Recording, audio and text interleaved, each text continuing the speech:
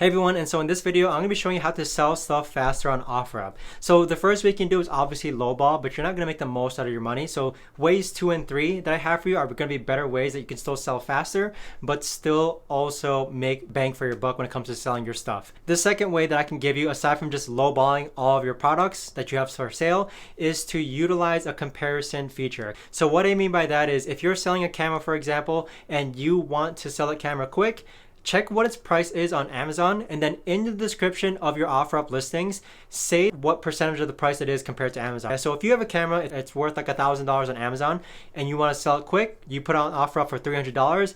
Tell everyone like, hey, the price of this product is 30% of what you'll find it on Amazon, or hey, the price of this is $300 on Amazon, it's $1,000. That usually helps convert more into sales. It really does. So I do this for all my OfferUp listings. I check the price on Amazon, and then whatever the price is that I put it on the listing for an OfferUp, I tell them like, hey, the listing for this camera or mattress is $300 on Amazon or Walmart. It's going to be over $1,000. That usually helps convert more into sales.